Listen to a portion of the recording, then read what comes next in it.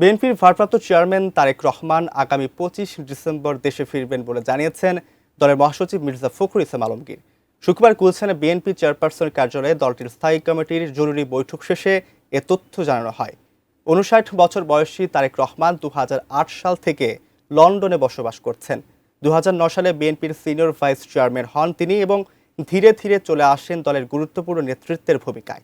আমিনুল ইসলামের রিপোর্ট।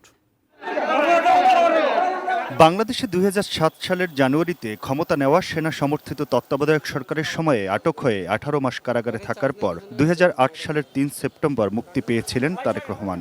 এক সপ্তাহ পরে 11 সেপ্টেম্বর লন্ডনের উদ্দেশ্যে পরিবারের সদস্যদের সাথে নিয়ে ঢাকা ছেড়েছিলেন তিনি।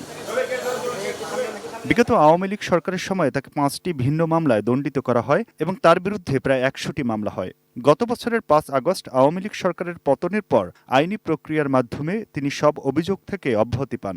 বর্তমানে তার বিরুদ্ধে কোনো পেন্ডিং মামলা নেই। জনাব তারেক রহমান সাহেব আইনি প্রক্রিয়ার মাধ্যমেই ওনার মামলাগুলা মোকাবেলা করবেন। বিএনপি নেতাদের অভিযোগ ছিল আওয়ামী লীগ সরকারের মিথ্যা মামলা ও বাধার কারণে তারেক রহমান দেশে ফিরতে পারেননি। 2024 সালের 5 আগস্ট শেখ হাসিনা সরকারের পতনের পর 15 মাস পেরিয়ে গেলেও তিনি দেশে ফিরছেন না কেন, এই প্রশ্ন ও কৌতূহল ক্রমশ জোরালো হয়।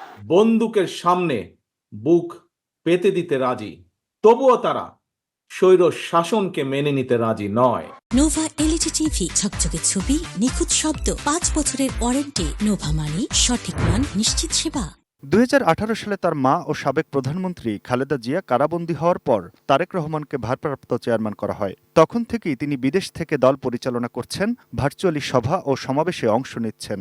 বিএনপির ভারপ্রাপ্ত চেয়ারম্যান নভেম্বর মাসের মধ্যেই দেশে ফিরবেন বলে আশা করছিলেন বিএনপির নেতাকর্মীরা। নভেম্বরের শেষ দিকে খালেদা জিয়াকে হাসপাতালে ভর্তি ও তার শারীরিক অবস্থার অবনতির পর অনেকে ভেবেছিলেন তারেক রহমান এবার ফিরছেন।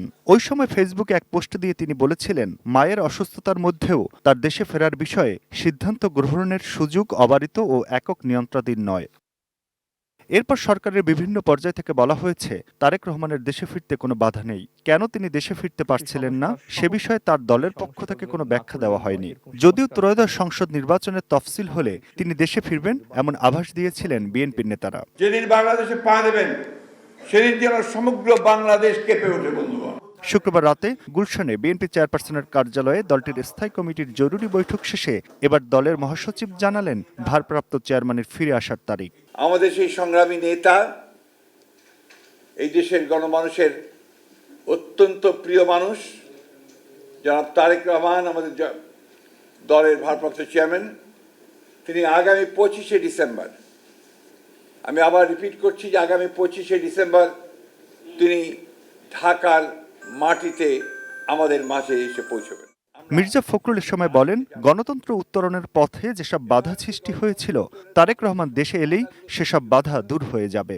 আমরা মনে করি যে আমাদের ভারপ্রাপ্ত চেয়ারম্যান তারেক রহমান সাহেব দেশে এসে পৌঁছলে সেই সমস্ত বাধা দূর হয়ে যাবে। Aminul Islam, ATN news, Dhaka.